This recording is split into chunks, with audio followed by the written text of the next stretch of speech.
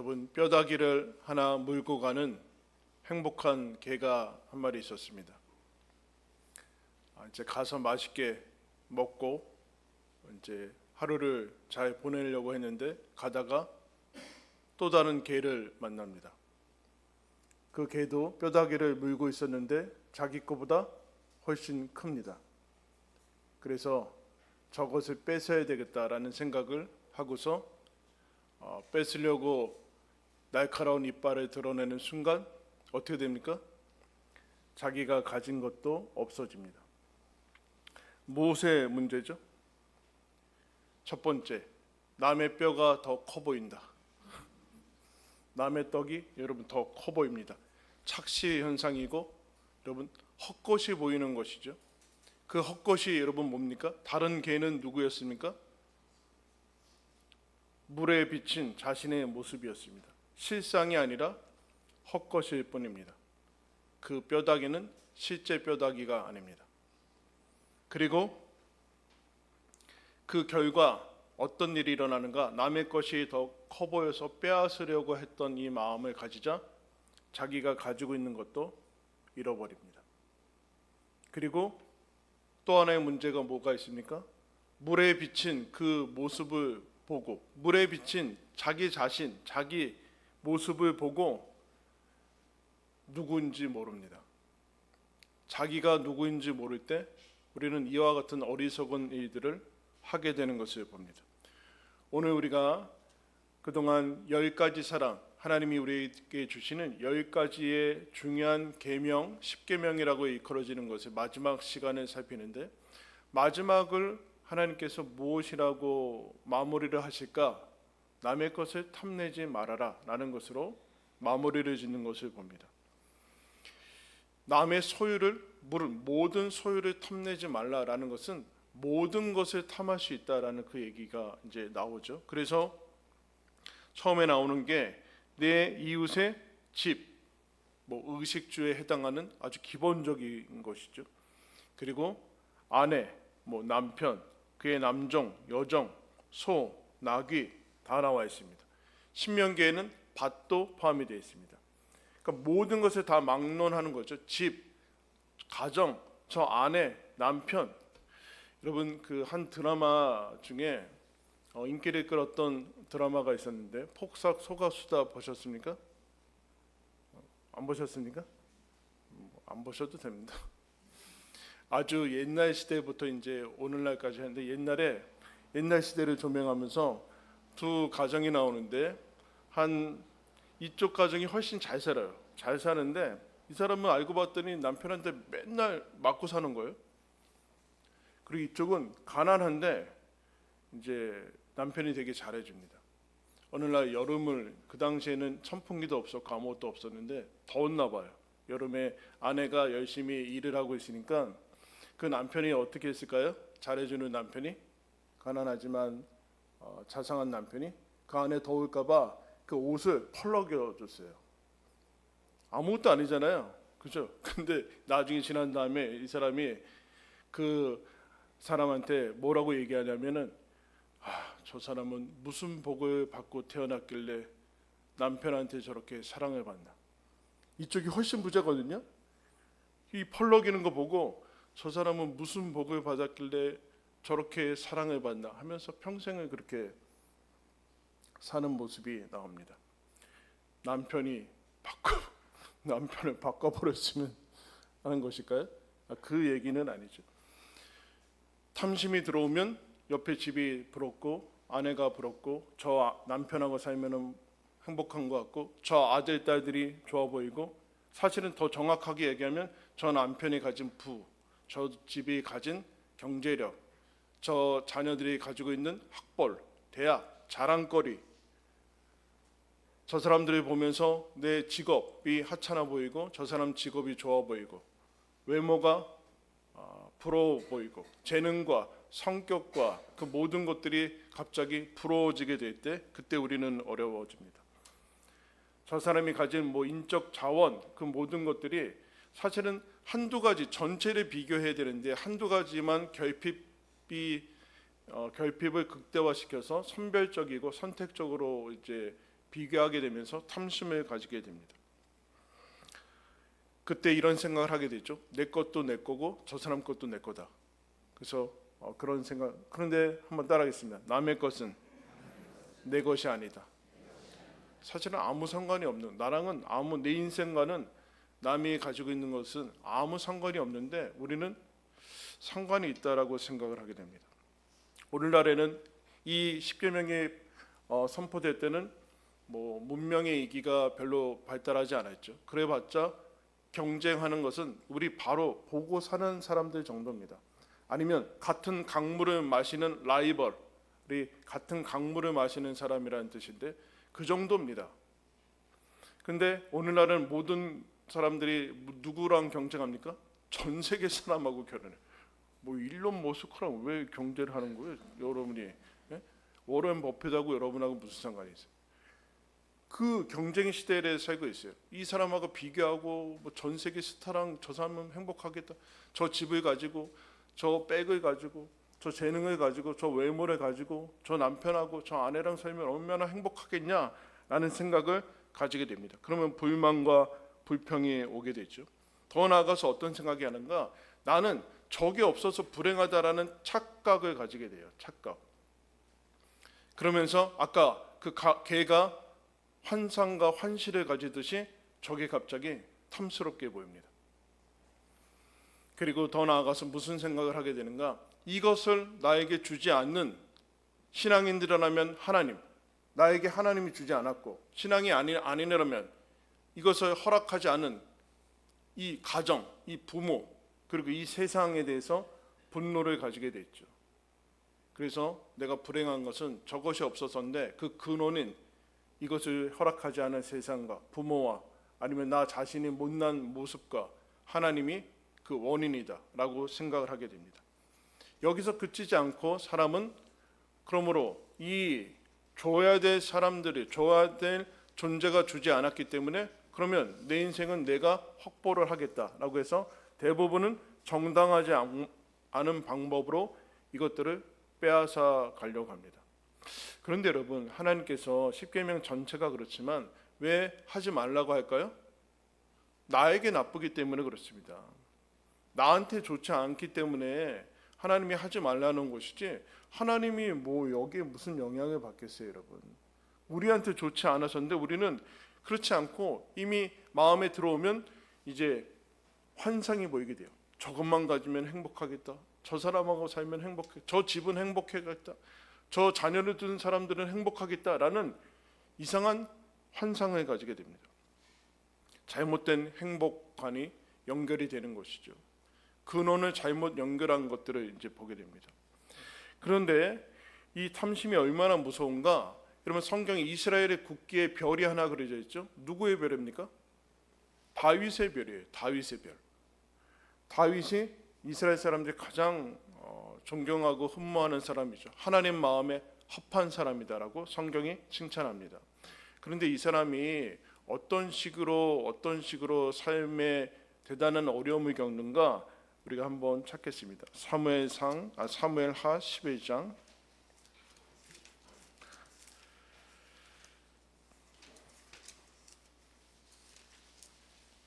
구약성경 478면 구약성경 478쪽에 있습니다. 사무엘하 11장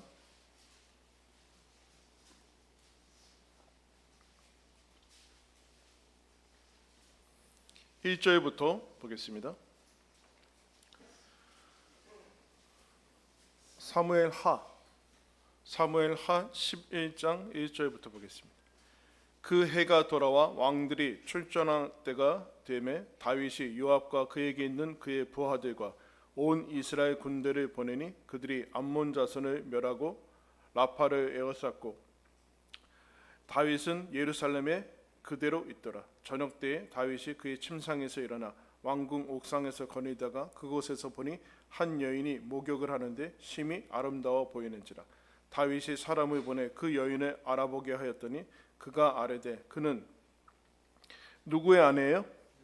엘리압의 딸이요 햇사람 우리아의 아내 바세바가 아내니까 하니 다윗이 전령을 보내어 그 여자를 자기에게로 데려오게 하고 그 여자가 그 부정함을 깨끗하게 하였으므로 더불어 동침하며 그 여자가 자기 집으로 돌아가니라. 그 여인이 임신함에 사람을 보내 다윗에게 말하여 이르되 내가 임신하였나이다 하니라. 이 다음에 여러분 다윗이 저 여인 누구냐? 그러니까 신하가 와서 얘기했잖아요. 누구 딸이고 우리아의 아내입니다. 이게 하나도 들리지 않고 데려와라. 그리고 동침하고 바세바가 이 임신 소식을 알립니다. 그러자 전쟁에 나갔죠. 이미 부하들은 목숨 걸고 다 전쟁에 나갔어요. 왕이 안 나가고 있어요. 왜요? 그 앞에 보면은 다윗이 어디로 가든지 하나님께서 이기게 하셨다라는 구절이 나오거든요. 거의 천하를 태평하고 있어서 이제 나갈 필요가 없어요, 다윗은. 그래서 한숨 자고 낮잠 자고 일어나서 보니까 바세바를 이제 데리고 오라 그런 얘기를 하죠. 천하의 왕이 남의 아내를 빼앗은 것이니까 들통날까봐 이거 숨겨야 되잖아요. 그래서 어떻게 합니까? 전쟁에서 싸우고 있는 우리아를 편지를 보내서 요압한테 데리고 와라 그렇게 얘기합니다. 오니까 아무런 일이 없었던 것처럼 우리한테 야 요새 지금 전쟁이 어떻게 돌아가냐? 아 그렇구나. 너 잠깐 쉬어라. 집에 가서 쉬어라. 그러니까 우리아가 말을 들어요? 듣지 않습니다. 뭐라고 얘기하니까 이렇게 얘기합니다. 9절에 그러나 우리아는 집으로 내려가지 아니하고 왕궁문에서 그의 주의 부하들과 더불어 잔지라. 어떤 사람이 다윗에게 아뢰되 우리아가 그의 집으로 내려가지 아니하였나이다. 다윗이 우리아에게 이르되 내가 길 갔다가 돌아온 것이 아니냐? 어찌하여 내 집으로 내려가지 아니하였느냐? 우리아가 다윗에게 아뢰되 언약궤와 이스라엘과 유다가 야영 중에 있고 내 주 요압과 내 왕의 부하들이 바깥 들에 진치고 있거든. 내가 어찌 내 집으로 가서 먹고 마시고 내 처와 같이 자리이까? 내가 이 일을 행하지 아니하기로 왕의 살아계심과 왕의 혼의 살아계심을 두고 맹세합니다. 엄청난 총성이. 지금 모든 부하들과 동료들이 목숨 걸고 있는데 제가 어찌 편하게 혼자 집에 갈 수 있습니까? 그래서 밖에서 자요. 다윗이 첫 번째 계획이 틀어졌죠. 그 다음에 어떻게 합니까? 다윗이 포기하지 않고 다시 불러요. 그래서 술을 엄청 먹여요. 이 우리아한테. 그러면 약간 그 정신이 놓을 수 있어서 집에 갈 수 있지 않겠습니까? 다시 집에 가지 않아요. 그래서 그 다음에 어떻게 하는가? 14절. 그래도 안 가니까 아침이 되매 다윗이 편지를 써서 누구의 손에? 우리아의 손에 들려 요압에게 보내니 그 내용이 그 편지에 써서 이르기를 너희가 우리아를 맹렬한 싸움에 앞세워 두고 너희는 뒤로 물러가서 그를 어떻게 해요? 맞아 죽게 하라 하였더라. 살인 교사를 요압한테 명령하는 그 편지를 봉해서 우리아한테 들려서 보냅니다. 누가요? 하나님의 마음에 합한 다윗이. 무엇에 사로잡혔습니까? 탐심에 사로잡히면 이렇게 됩니다. 탐심에 사로잡히면 하나님의 마음에 합한 다윗은 온데간데 사라지고 자기가 우리아를 죽일 그거를 우리아한테 돌려보내는 이 엄청난 이 마귀보다 더 잔인해 보이는 일을 탐심이 하는 겁니다. 그 일 이후에 여러분 우리아는 죽습니다. 누구한테 죽어요? 암몬 사람의 칼에 죽어요. 적한테 죽는다고. 그래서 이 사실 근데 이게 왜 그렇게 되냐면은 앞으로 보낸 다음에 뒤로 물러났으니까 그 전쟁이 어떻게 되겠어요? 그 형세가 당연히 이스라엘이 지죠. 일부러 지게 만들어서 죽게 만드는 거거든요. 그때 요압이 다윗한테 가서 보고할 때 이렇게 얘기해라. 신하들 보낸 다음에 다윗 왕한테 가서 우리 전세가 이렇게 열악하고 죽었습니다. 그러면 다윗이 노할 거 아닙니까? 니네 뭐 하느냐고 다윗 이렇게 전쟁에서 패했느냐라고 혼내면은 뭐라고 얘기하냐면 우리아가 죽었습니다라고 얘기해라. 가서 얘기하거든요. 그 얘기하니까 다윗이 딱 얘기하는 막 이제 니네 어떻게 왜 노를 바라려고 하다가 우리아가 죽었습니다 하니까 다윗이 어떻게 하는지 아십니까? 야 전쟁에서 죽고 사는 게 뭐 비일비재한 일이지. 그래 가서 쉬어라 이렇게 얘기해.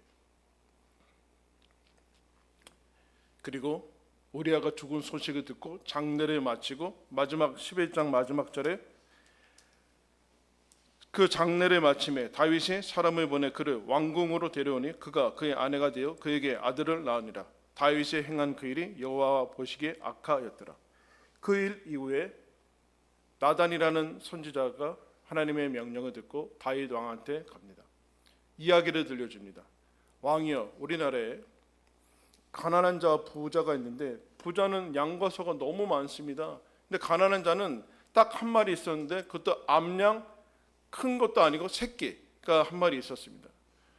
그 암양 새끼는 그 사람한테는 딸과 같았습니다. 그래서 같이 자기 자녀들과 함께 같이 먹고 마시고 같이 잠잘 때도 같이 자서 같이 딸같이 가족과 같이 있는데 어느 날 부자한테 손님이 왔습니다. 근데 그 부자가 자기 양 잡기를 아까워해서 그 하나밖에 없는 가난한 사람의 양을 빼앗아다가 와서 그 사람을 대접했습니다. 다윗이 얘기를 듣고 어떡합니까? 당장 죽여라. 우리나라에 이런 사람이 있으면 안 되는, 죽여라. 그리고 4배나 손해배상을 해줘야 되겠다라고 하죠. 여러분, 나단이 뭐라고 얘기합니까? 아시죠? 당신이 그 사람입니다. 당신이 그 사람입니다. 여러분, 그런데 더 놀라운 사실은 뭔지 아십니까? 이것이 1년 있다가 간 얘기입니다. 하나님이 1년 있다가 보내세요, 나단을. 1년 동안은 이 탐심에 눈을 갖춰서 본인이라고 생각을 하지 않고 있어요. 하나님이 아기가 낳았어요. 이미 밧세바가 임신한 아이가 이미 낳았어요.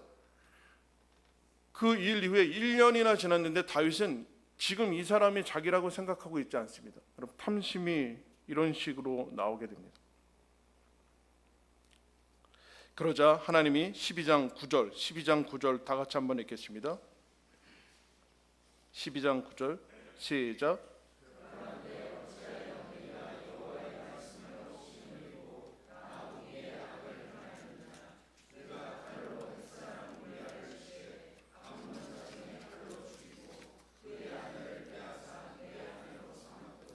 자, 보세요. 다윗이 뭘 범했습니까?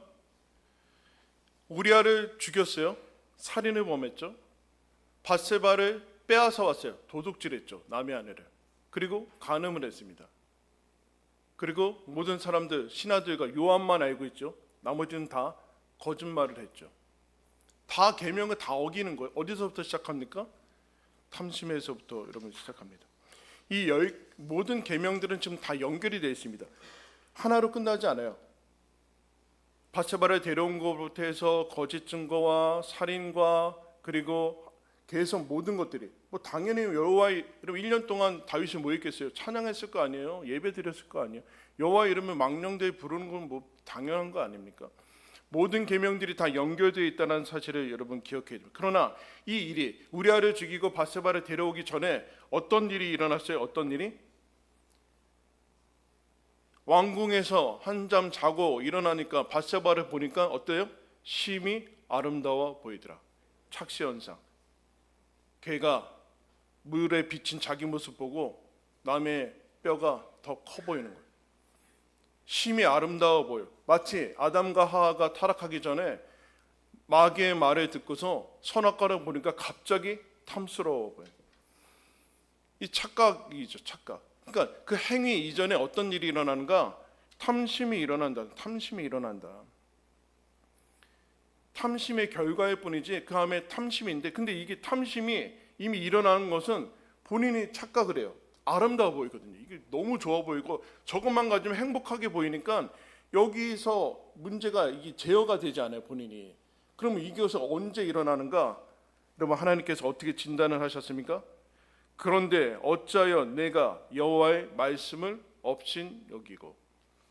탐심이 일어나기 전에는 언제나 하나님의 말씀이 사라지는 그 전제가 있습니다. 탐심이 그냥 일어나지 않고 하나님의 말씀을 업신 여기고, 마귀가 선악과 먹으라고 얘기할 때 야, 저거 먹으면 네가 눈이 밝아져서 하나님과 같이 될 것이다 라는 그 말을 접수해야지만 탐심이 일어나요. 그리고 선악과를 보면 눈이 뒤집히는 거예요. 하나님의 말씀을 업신 여기는 것이 첫 번째 단계입니다. 그리고 두 번째는 탐심, 세 번째는 행위들이 일어나죠. 근데 더 하나님의 말씀을 왜 업신 여기는가? 10절에 이렇게 얘기합니다. 이제 내가 나를 업신 여기고, 하나님의 말씀을 업신 여기고 그 전에 하나님을 업신 여겼다. 그렇게 얘기를 하고 있습니다. 하나님을 업신 여기는 것을 우리는 불신앙이라고 얘기하죠. 그리고 불신이라고 얘기합니다. 그래서 골로새서 3장 5절에서 탐심은 우상 숭배다 그렇게 얘기합니다. 하나님과 반대되는, 믿음과 신앙과 반대되는 우상 숭배가 탐심이다 라고 얘기를 해요. 즉 하나님 말씀을 업신 여기고 그 자리에 다른 것들이 들어가게 된 거죠. 저것만 얻으면 내가 행복할 것이다.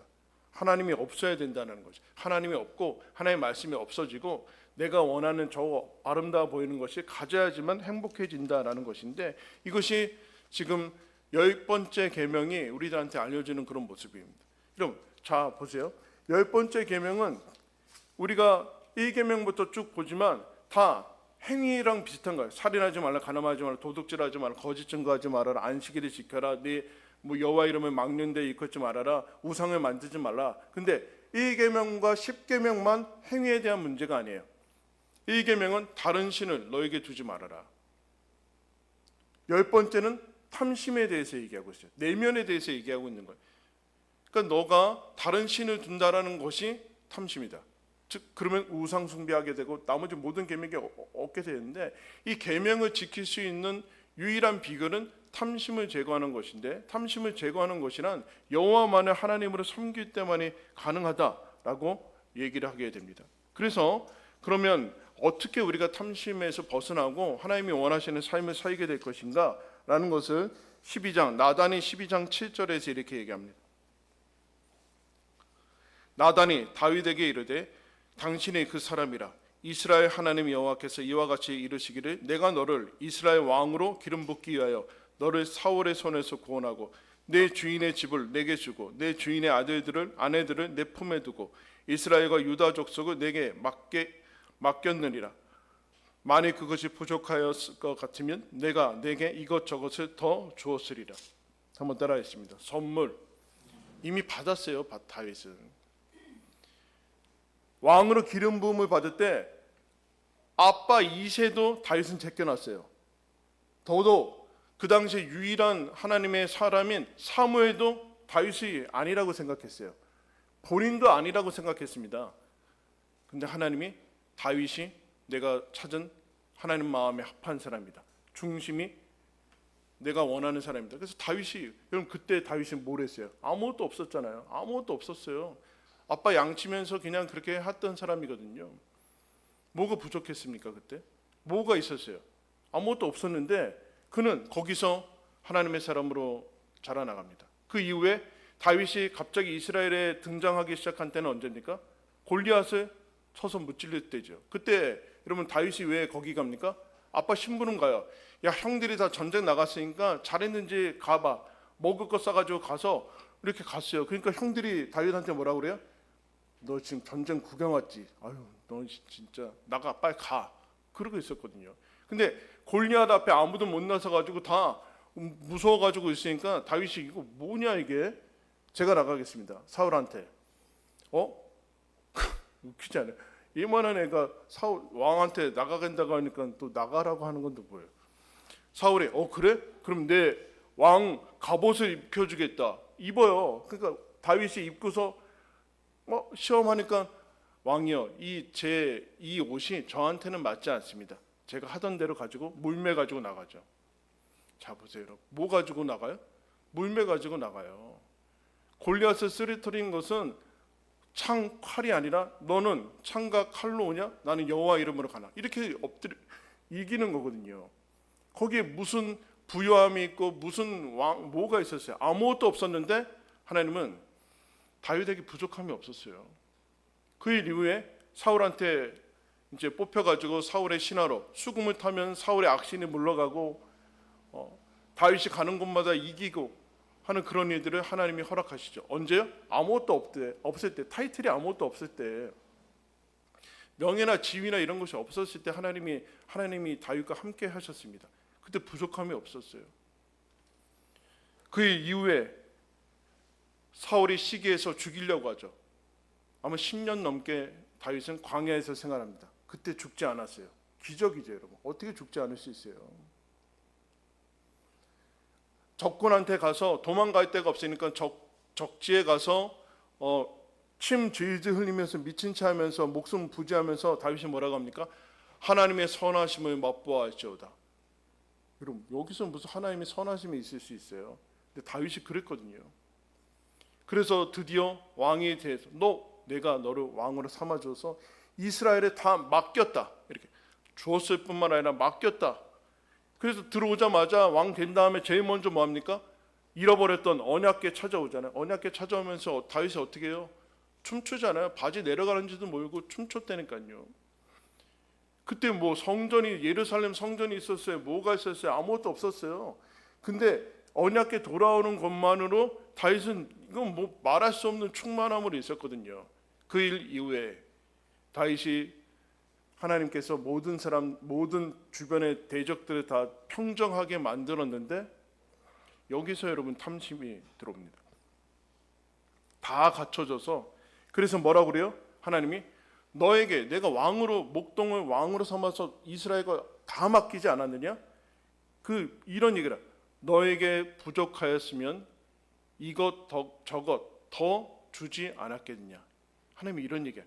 너한테 필요했다면, 너가 나한테 원했다면 무엇이든지 너한테 줬을 것이다.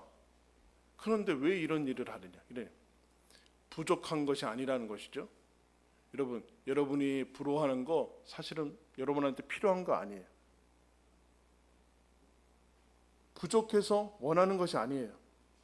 배고파서 원하는 게 아니고, 저게 필요해서 원하는 게 아니라 그냥 필요하다고 착각하는 거예요. 너 부족했으면 하나님이 너한테 이것저것 다 더 줬을 것이다. 그러면서 이런 얘기하죠. 내가 너한테 주었을 것이다. 여러분, 다윗은 통로를 잘못 찾았죠. 모든 좋은 것은 하나님이 주십니다. 아멘. 내가 만들어내는 거 아니에요. 내가 만들어내는 것이 아니라 너한테 필요했으면 내가 주었을 것이다. 그래서 야고보 사도가 이런 얘기합니다. 욕심이 잉태하면 죄를 낳고 죄가 장성하면 사망을 낳는다. 이 욕심이 뭘까요? 탐심이죠. 그런데 너희들 속지 말아라. 온갖 좋은 선물이 위로부터 빛들의 아버지께로부터 내려오네. 모든 좋은 것은 하나님께로부터만 나온다. 너가 욕심을 가장해서 너가 뺏어와서 그거 하나도 너한테 도움이 되지 않는다. 여러분, 우리 자녀들이 이제 공부하고 열심히 일하고, 그런데 인생을 여러분 살아오신 분들 알잖아요. 여러분, 뭐가 인생에서 정말 중요합니까? 뭐가 중요해요? 열심히 노력하면 됩니까? 열심히, 지금 이 경쟁사회에서 24시간 안 자고 열심히 노력하면 이룰 수 있어요? 안 돼요. 뭐가 필요해요? 창의력이 필요해요, 여러분. 집중력이 필요하다니까요. 하루 종일 책상에 앉아 있으면 여러분 공부하는 겁니까? 인간이 집중할 수 있는 시간이 얼마 안 되거든요. 집중력이 필요해요. 창의력이 필요해요. 그리고 꾸준함이 필요해요.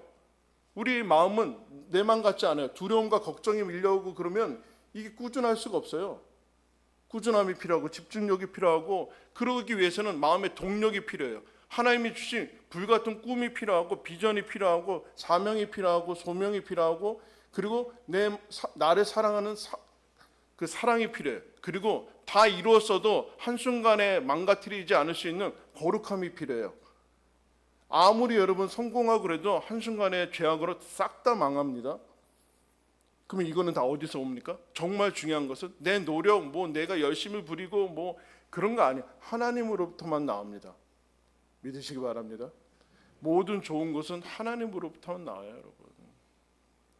다윗을 뽑아내시는 하나님이에요. 다윗을 목동에서 뽑아내시고, 사울도 뽑아내시고, 여러분, 다윗도, 바울도, 모세도 그 시골의 처박혀서도 뽑아내시는 하나님이에요. 그러니까 걱정할 게 없어요. 그런데 탐심이 들어오면 그런 것이 눈에 들어오지 않습니다.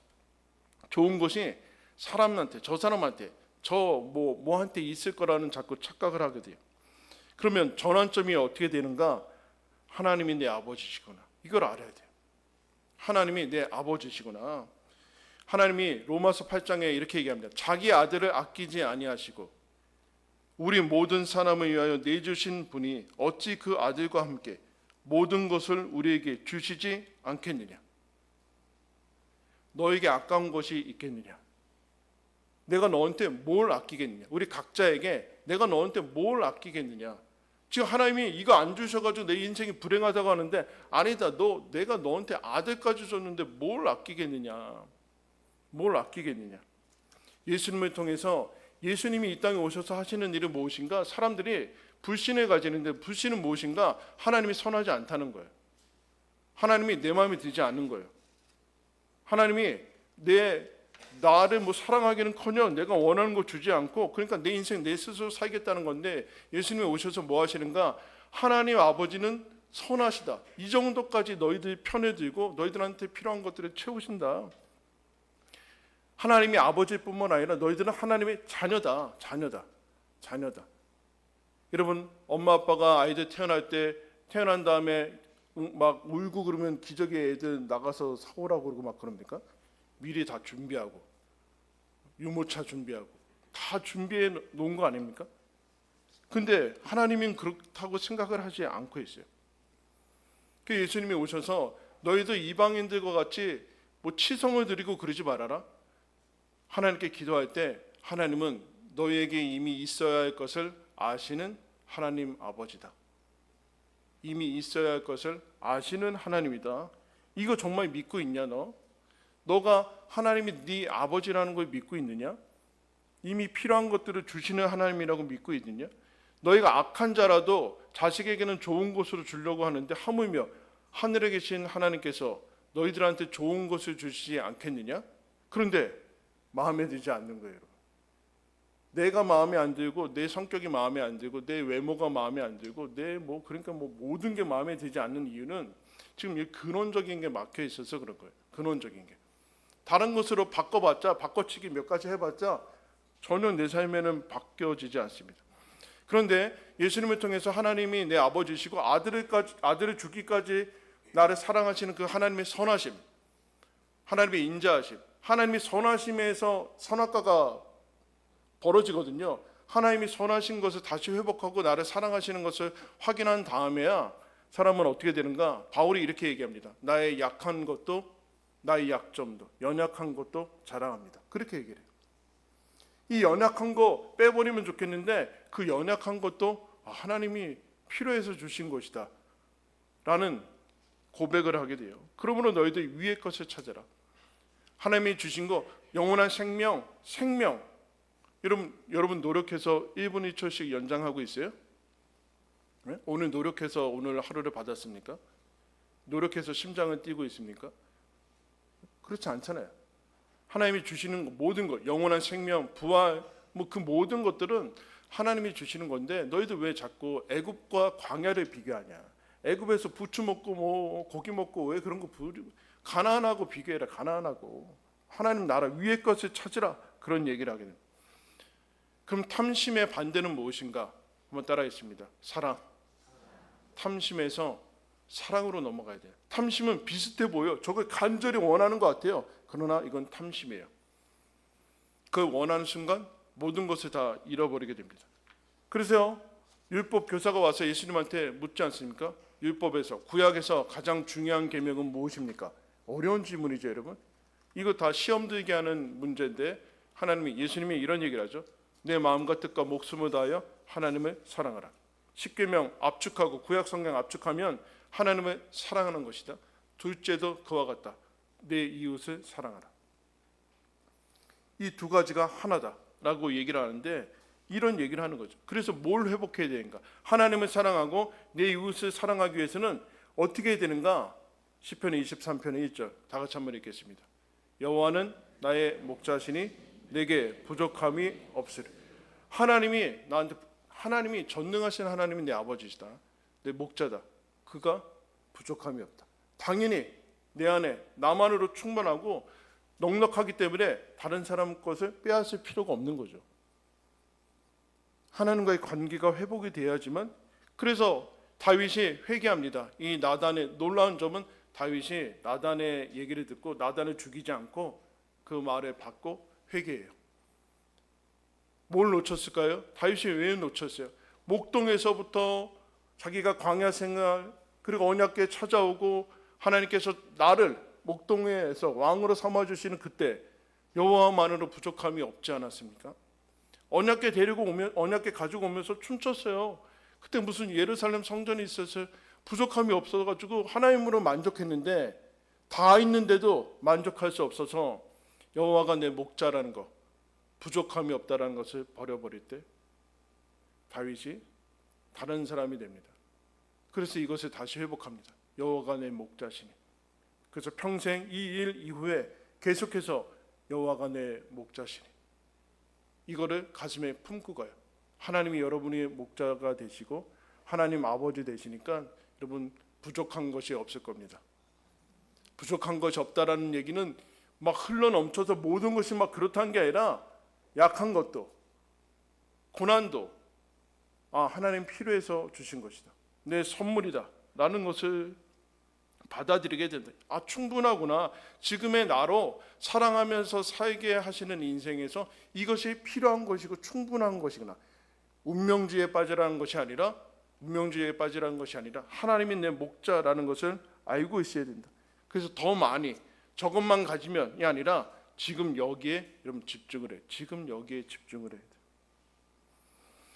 제가 아동부 어린이들한테 가서 요새 주기도문에 대해서 이제 설교하는데 하늘에 계신 우리 아버지, 하나님 아빠라고 부르는 게 처음이다. 기도는 하나님 아빠, 이름이 거룩히 여김을 받으시오며, 한번 따라할까요? 하나님 최고.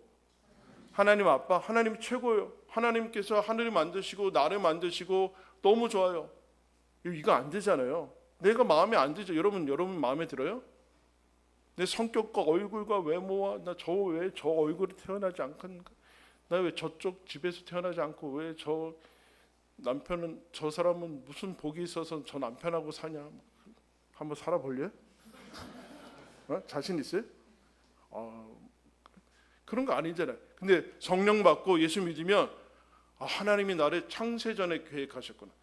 내 모태에서 나를 지으셨고 나를 창조하기 전에 내 모든 일들을 내 하루하루를 다 기록하셨고 내 입에 알지 못하는 말이 없으시구나. 그렇게 얘기를 하고 있어요. 하나님 최고구나. 하나님이 나에게 주신 인생이 최고고 그 시대에 이 시대에 태어나게 하셨고 이 남편을 만나게 했고 아내를 만나게 하셨고 부모를 만나게 하셨고 자녀를 만나게 하셨고 나에게 이런 직업을 주셨고 너 괜찮다. 거기에서 충분히 하나님 사랑할 수 있다. 네 삶의 자리에서 얼마든지 사랑할 수 있다. 이 선하심과 이 나에게 주어진 것이 유일하고 전부이고 넘치는 것이라는 것을 알게 되는 것이 그게 여러분 성령의 충만함이죠. 성령의 충만함. 하나님이 만드신 내가 정말로 훌륭한 너무나 귀한 여러분 나는 내 것이 아니라 하나님 것이죠. 그러니까 하나님의 것 함부로 하지 마세요. 자꾸 자기 자신에 대해서 함부로 하지 마세요. 왜 하나님의 것 아닙니까? 그리고 우리가 함께 모여서 그 많은 교회 중에서 하나님께서 메시지 교회를 묶어주셔서 하나님이 메시지 교회의 교인으로 살게 하셨어요. 메시지 교회가 뭐예요? 최고 아닙니까? 아니에요? 너무 이거 의도된 그런 건가? 그렇죠. 뭐가 최고예요 그러면? 뭐가 최고예요? 다음이 최고입니까? 지금 여기가 여러분 최고입니다. 내 삶이 너무나 귀하다. 하나님께서 허락하신 이 계명의 완성입니다. 사랑하면서 살고 사랑할 수 있는 충분한 유일한 생명과 기회와 사람과 그 모든 것을 허락했다. 내가 너의 아버지다. 너의 목자고 아버지니까 부족함이 없는 인생을 살아라. 내 평생에 하나님의 선하심과 인자하심이 평생 반드시 따를 것이다. 걱정하지 말아라. 기도하겠습니다. 하나님 아버지